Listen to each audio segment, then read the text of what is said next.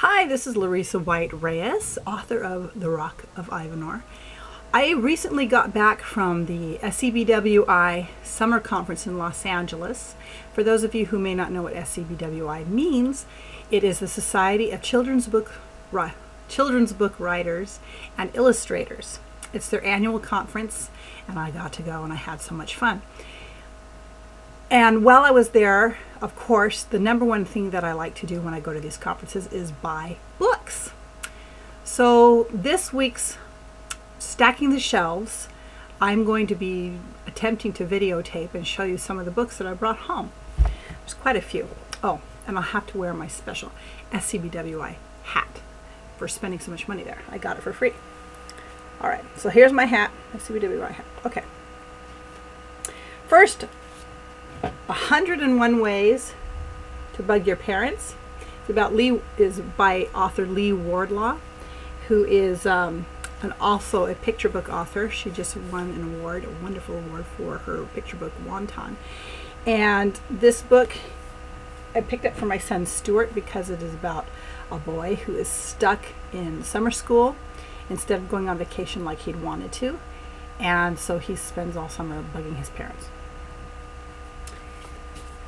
I also brought home a picture book. Oops. I Want My Hat Back. Let's see if you can see that. By John Klassen. Great story. And when you first start reading this, it seems really simple. It's just a very simple, straightforward picture book about a bear looking for his missing hat. And I won't give it away, but the ending is hilarious and totally took me by surprise and made me laugh. And my 4-year-old cracked up and asked me to read it again and again. I also brought another picture book called Piggies in the Pumpkin Patch. And I bought this because it's co-authored by Jennifer Rofe, and she is an agent at the Andrea Brown Literary Agency. And I met her, and she's really nice, and so I wanted to pick up her book. But it's actually beautifully illustrated. It's very cute. Here's one of the pictures. And it's about these two little piggies who are roaming around having the time of their life. Very cute. I brought home Mrs. Beard is Weird, the latest Dan Gutman book, part of the My Weird School series. My daughter Brenda loves this whole series, and I got to meet Mr. Gutman and a lot of other authors, and he signed it, which is so cool. Very nice man. Dan, if you're out there, you were just fantastic. Another fantastic author who I've had the pleasure of meeting a couple of times is Ellen Hopkins, Fallout. I bought this for my daughter Carissa. Now there's a little bit of a story behind this. Several months ago, Carissa and I were on our way to Pasadena to have Ellen Hopkins sign her books. Carissa had a whole bag full of Ellen Hopkins books. And we were on our way, and we got halfway there, and Carissa got sick in the car. And we said, you know, we'll just keep going. It's okay. We'll be all right. We'll just go. And she got sicker. And when I mean sick, she was like throwing up, you know. So we get a little bit farther, and I said, okay, you can just stay in the car, and I'll go in and have Ellen sign your books for you. A little bit further, she still got sicker, and we realized we were going to have to turn around and go home. And Carissa was so disappointed, but she was sick for a week after that. So this weekend at the conference, I was determined to track Ellen down and have her sign a book. And by the time I got to her table, she'd left. So I had to track her down the next day, and I had this book in my hands, just looking to see if I could spot her. And lo and behold, I was standing in a hallway, and she was walking right towards me with a cup of coffee in her hand. She was in a hurry, so I just grabbed her real quick, took a picture, and asked her to sign my book. She's a real sweetheart. I also got The Fourth Stall by Chris Rylander. He is a crack up. He spoke, and he just had us all in stitches. This book won the SCBWI Sid Fleischman Award, and Sid Fleischman, you might know, was the author of The Whipping Boy and many other children's books, and he passed away not too long ago. And so this award is given every year to the most humorous children's book. And The Fourth Stall, I haven't read it, I don't know much about it, but I got it from my son Mark who is himself a very funny person, and I thought he'd enjoy that. Now, on the more serious side, I also have Between Shades of Grey by Ruta Zepetis. If you haven't heard of this book, you will. You're going to want to read this book. This is a historical fiction about Lithuania under the rule of Stalin.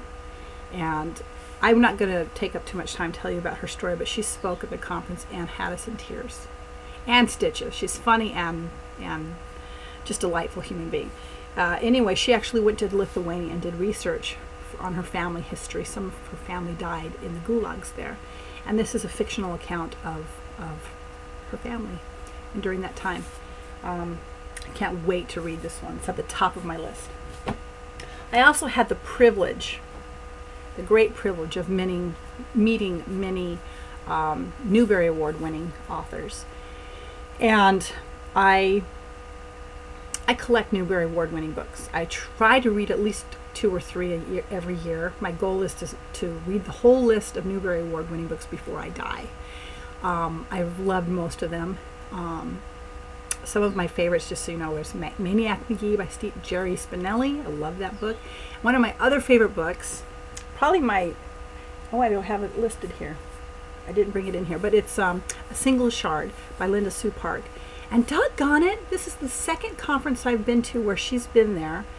And I've bought a book both conferences, and both times I wasn't able to find her to sign them. I got to her table just like Ellen, they were at the same table, and they both left.